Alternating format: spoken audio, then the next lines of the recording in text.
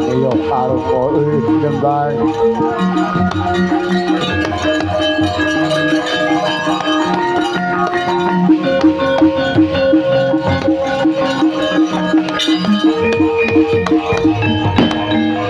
Kowe gendak sikara kawan buta iki. Buta iki duwe niat apik. Dheweke kepengin gayuh kasampurnan. Iki buta tuwa. Kepengin gayuh kasuwargan kok ulasa rek anggepmu kepiye Anoman. Lah kula kinten badhe damel risak wonten ing Arga Kelasa. Ora. Menggonta sanyak sindra kuwi iki sapa? Kula pun karung kala. Kula kathah pikajeng.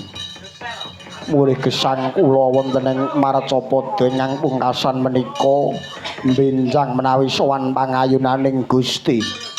Kula saged manggih kasuwargan. Kula menika riyin ratu ndugal buta ndugal. Sak menika kula sampun mertobat molima sampun kula doi sakniki. Madon main minum mateni pun boten kula tindakaken. Kula pun mertobat rina wengi kula sabane masjid kula melu pujian hasbunallah waliman wakil. Niku kula apal kabeh cakepane. Ya aku percaya. Indung-indung kepala indung apal cakepane ben sore kalih Mbah Mudin kula. Mbon kulina pujian. Inna sholati wa nusuki wa mahyaya wa mamati. Entah kok munggah gitu. Kula nyuwun pangruwatan eling-elingen kandhaku iki.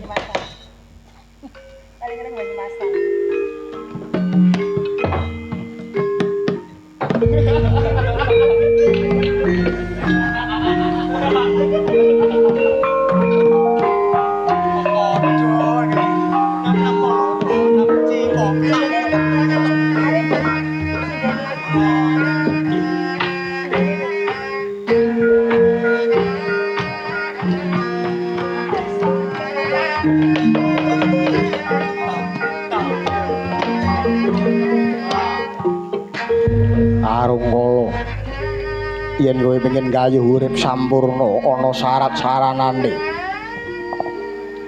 Sepisan percaya yen to menungsa ana sing nitake yaiku Gusti kang akarya jagat. Angka loro nindakake kabecikan marang sapa wae. Ping angka telu ilangna rasa gedhing keburu sengit marang sapa wae. Wondene kaping 4 uripmu pasrahna marang Gusti kang akarya jagat manut kodratmu. Yen kowe ratu ya dadi ratu sing becik, yen kowe pendhita ya dadi pendhita sing becik. Ping pungkasan sisaning uripmu gunakna manembah mring Gusti kang akarya jagat. Aja percaya marang tembung jarine yen durung weruh bukti lan nyatane. Sisaning uripmu bondo donyamu gunakna kanggo amal soleh wenehna wong sing mbutuhake. Ngelingana nadyan to kowe iki ratu duweni kawula. Ayamana kawulamu. Yen wis kabeh tumindak becik kok lakoni. Besok temanjane bakal manggih kasuwargan karungkala. Aduh. Sareng kula nampi sabda paduka. Kula boten kiyatan lembah. Aduh. Wah.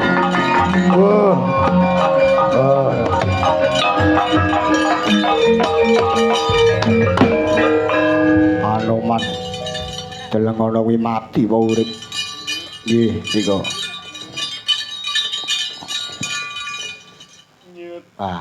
Mun boten wonten. Ndak sampurnake karungkala dina iki.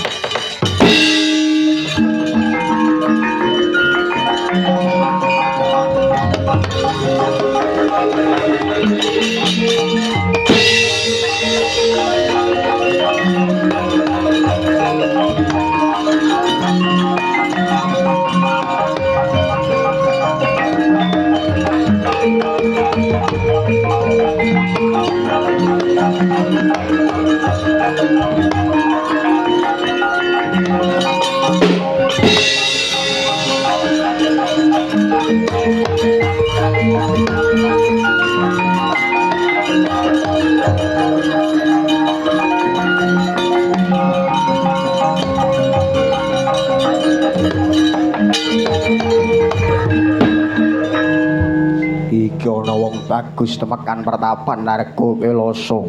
Kowe iki sapa? Ngono ya pangling. Genah karo adine dhewe. Kakang Mas kula kang rayipun Arjuna, Kakang Mas Werkudara. Ora ana Werkudara anane Bima Suci.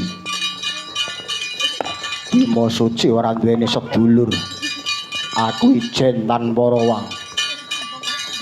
Kowe sapa? Kula pun Arjuna Kang Mas. Mburi kuwi sapa? Alah dadak lali. Kula abdi ndika pun Petruk. Aku ora duweni abdi. Mburi dhewe sapa? Lha Bagong. Petruk, kowe iki kene arep nyapa? Ana metu iki wosing gati. Kowe duwe karep apa temekan ana kene? Menawi mekaten kula badhe suwita dhateng Pidemban Begawan Bima Suci. Kula atur medharaken kawruh sangkan parang dumateng kula pun Arjuna. Pidemban ya ndak wedharake leren ana mburi dhisik iki arep ana dayuh dewa.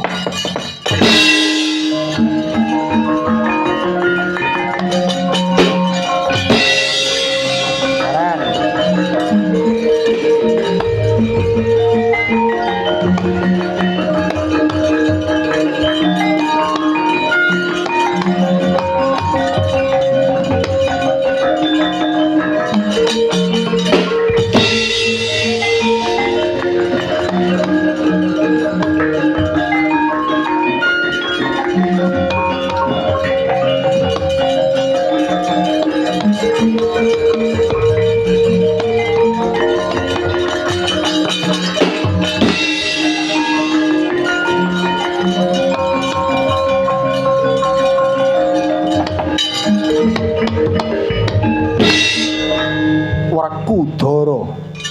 Ya, kowe Werkudara. Werkudara ora ana sing ana Bima Suci. Oh iya. Bima Suci. Nadyan kaya ngapa kawruhmu ning kowe iki titah? Kowe iki titah krana ngapa ing atase kowe katekan dewa, kowe ora kurmat. Kowe ora nyembah marang dewa. Sing salah aku apa dewane? Kowe aja gampang nyalahke dewa. Ing atase wong merdayuh tanpa kula nuwun. Apa dupeh kowe dadi dewa? Dewa kebak pernatan mestine duwe tulodo dadi tulodo kang becik. Nadyan aku mung titah lumrah merdayuh marang kowe iki merdayuh marang titah ya nganggo kula nuwun perlune titah marang dewa ya uga saya ngati-ati. Piye? Salah iki. Salah. Kalah iki. Ayo wis kalah ning ya kleru. Doro ana ing kene bakal nuduhke kang bener. Bima Suci. Apa Dorendra? Kok tanpa pukulun ora jeneng ngurangi tata krama marang aku? Tumraping aku ora ana tata krama, aku ora bisa disawang nganggo lair. Nadyan aku nyembah ning yen batinku nutup-nutupi. Batinku kaya kepengin bidhi marang kowe ora ana gunane apa-apa. Merga aku iki dadi seksi utama, sing dadi seksi ning ati ya mung Gusti kang karya jagat. Mula aku ora nyembah kowe ya ora dadi baya pengopo. Oh iya, bener. Lan kowe disebut pukulun wong sak jagat. Mong aku wae sing ora nyebut apa wis kurang, apa gotang. Sak jagat nyebut kowe pukulun, mung Bima Suci kang ora nyebut apa kurang. Kurang ora. Ora iki. Ha iya. Ning kene aku teko kene duwe perlu. Duwe-duweni perlu apa? Kautus marang Sang Hyang Jagat Giripati anggon kita madheg pendhita gelar Gawan Bima Suci kuluput. Keluputan perkara apa? Ingkang sepisan sira tanpa nganggo palilahe dewa ping pindho kuwi mingerke blate menungsa meh separo ning jagat ing babakan panembah. Murangi panembahe dewa nanging sumungkem marang pepadamu kuwi kabeh kuwi karepmu piye? Jane sing salah ki sing nyembah apa sing disembah? Aku ora undang-undang sapa-sapa. Ewadene padha teka ing atase wong padha wong masa digusah kabeh.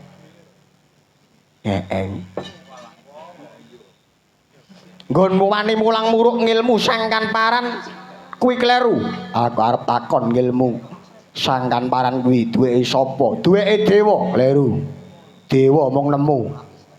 Kuwi kawruh bab kautaman, kuwi kawruh supaya menungsa duweni adeg-adeg sing gawe dudu dewa, kuwi wis ana sadurunge dewa mung ndaku wae. Upama bener mangkono ya wis sak mesti amarga dewa kuwi panguwasane tanpa winates. Yen wenange tanpa winates dudu duweke mosok dipek. Apa iki? Iya iki bener iki. Duh. Kok pijer kleru terus wae iki piye? Dadi yen wenange dudu wenangmu kok daku iki bener apa kleru? Kleru jane iki ya kleru. Ya ning ngene. Dewa ora gelem wirang ngatasi aku dikongkon bubarake gagal wigal tanpa karya. Tak gawe giri saimbara, saimbaramu apa? Dina iki kuat nampa daya kemayanku. Langgeng nggonmu mendhita ning arga ke rasa. Mangsa Buddha kakange apa? Oh, dalah cabut nyawamu.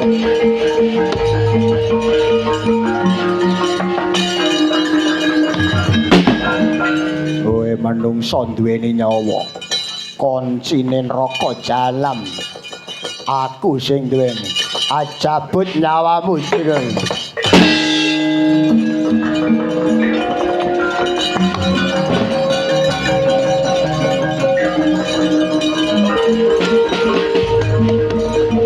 Loh. Weh, atala.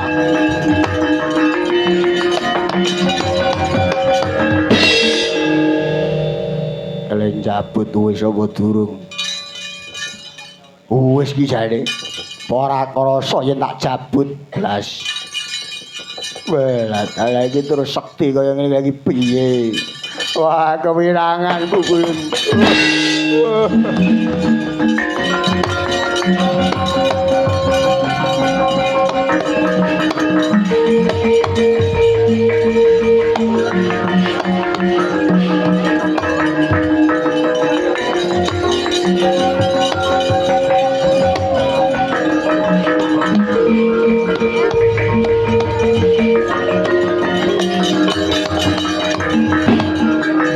Bima Suci. Nadyan mentang-mentang apa ya gendhewa ora urung kowe bakal putung. Apa sababe? Kok Bathara Guru muni ngono? Kowe kuwi titah aku iki dewa. Ora ana jamak lumrahe titah gawe dewa, ning sing ana dewa nitahake. Merga makhluk kang dhisik dhewe kuwi dewa, kleru. Sadurunge dewa wis ana menungsa. Lho. Apa bener mangkono? Iya. Lho, kok sik kuwi pakeme sapa kuwi? saurung ana dewa kok ana menungsa iki piye kuwi? Apa Bathara Guru kudu tak elingke? Iya Kaki. Kowe muni ngono aja waton muni. Yen to kleru nggonmu menit lak kena sendal mayang cemplungke neraka jahanam. Sakarepmu. Yen kowe arep ngerti cethane sadurunge dewa wis ana menungsa. Nalika jagat digelar anane mung awang-uwung karo uwung-uwung. Yaiku langit karo banyu lan samudra. Ingkang Maha Kuwasa nyipta dumadi sarana lemah wujude ana menungsa loro ya kuwi Adam kelawan Kawa. Adam saka lemah, Kawa saka balung iga kang kiwane. Loh, lha wetek malah weruh. Aku wae dadine kretek bendho ora roh. Banjur tukul Nabi Sis kuwi dudu dewa nanging menungsa sak banjure anak-anak loro Sayyid Anwar kelawan Sayyid Anwas. Sayyid Anwar nurunake jagat wetanan wondene Anwas tumuli peputra Sang Hyang Weneng. Sang Hyang Weneng peputra Sang Hyang Hening. Sang Hyang Hening peputra Sang Hyang Wenang. Sang Hyang Wenang nyiptaan tiga tegese ndok. Ndok dipecah dadi menungsa telu. Kulite dadi Resyantogo, seprene dijenengke Togog. Putih dadi Semaya, yaiku Kakang Semar. Kuninge dadi kowe yaiku Bathara Guru Manikmaya. Sadurunge kowe lair wis ana menungsa mula bener aku. Ayo, kowe arep rembukan apa? Yen arep njukarake arep gagalke nggonku mendhita ana ing kene. Kowe kudu duweni dasar kang gumathuk Bathara kuwi.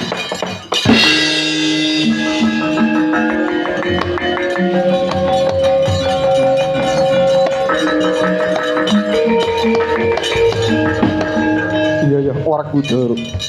Kang mangkon aku nedha nrimo yen to kowe bisa goleki nggon kumpetan langgeng nggonmu mendhita nang kene. Ayo umpet ana goleki kene.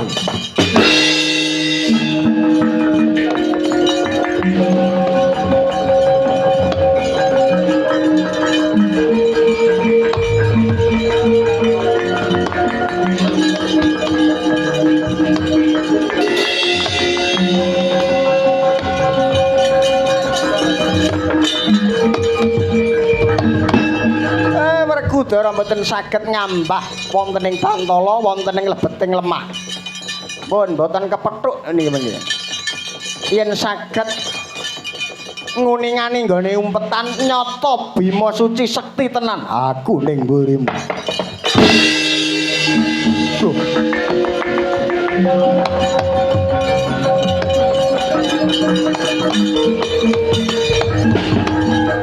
Iya.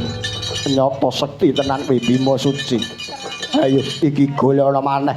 Aku dumunung ana ngendi?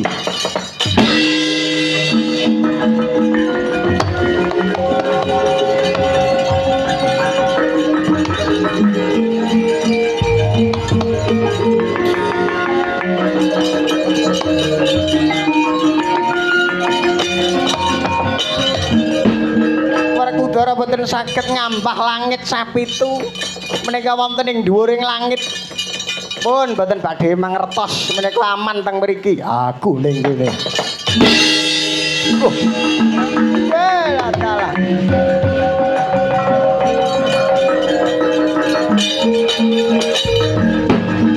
Ayo, ora adil yen to kowe sing gawe ukara.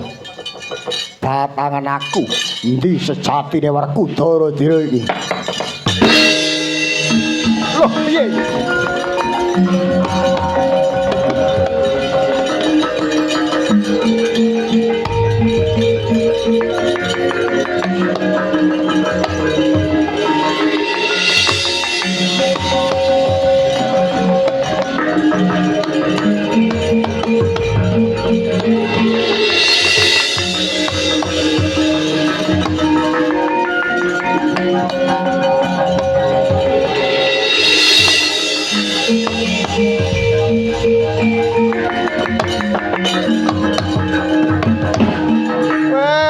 Werkudara akeh.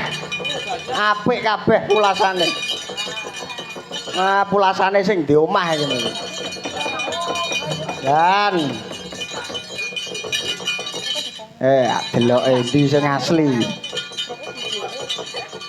Iya Pandu Ngawi. Iki Manyaran iki. Oh, lah iki. Iki genah lho. Apik kabeh. Lah iki. Wah, lah gelunge kok ngene iki. Werkudara sing asli iki. Leru. Werkudara napa. Wah, jan bingung iki. Wah.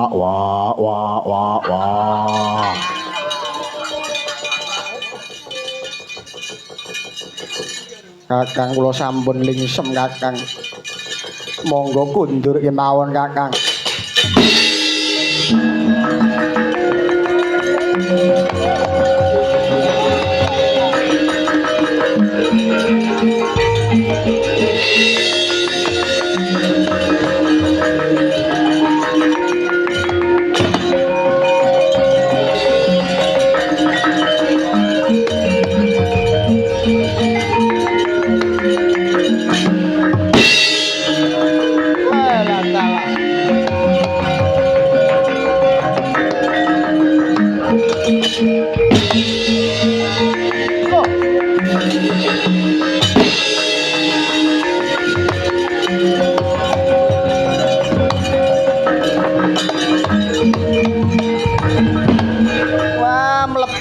Ning gengkemaning Werkudara meneh. Terus pundi adikku? Terus pundi Kakang? Menika mertobat menapa mboten? Pun ngalah mawon. Pun ngapura dhateng Bima Suci. Mengelak diluwari. Ulun nedha nrimo nggih wis. Luwarana Werkudara ulun bakal bali nang kayangan nggih.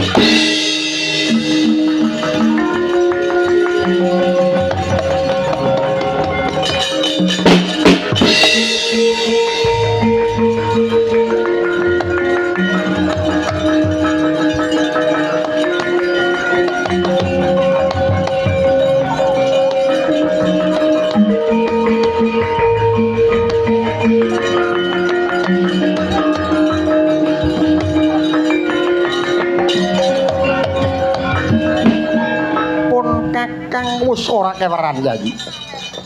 Yen to siadi ingkang wis widada tunggal kahanan kelawan Sang Ruci Bathara. Upama jenengan empuh bebasan kebon Sugudel pun Kakang ora isin. Besok yen wis ngancik jaman kamuksan Bima Suci pun Kakang tuduhna dalaning kasampurnan.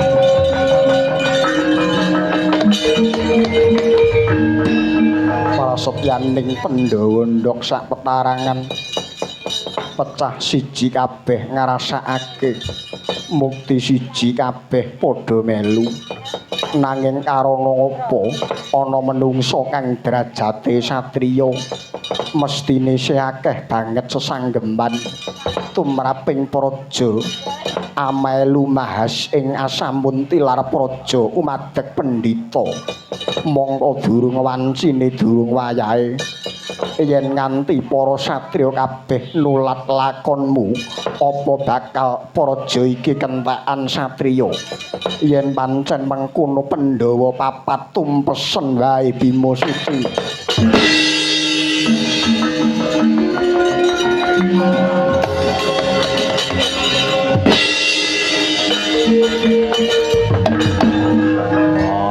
Aku ana ngendi? Kowe ana kene. Aku ora eling babar pisan bubar mentas saka segara. Ayu selak diarep-arep Ibu Kunti. balinya ngamartodi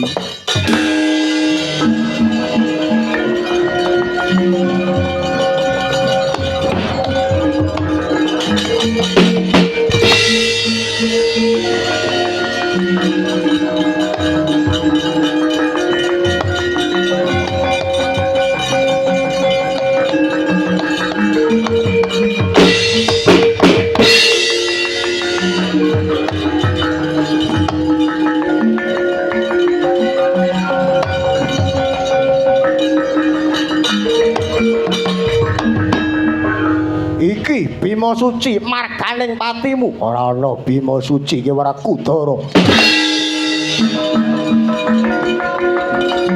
Hut ya hut hut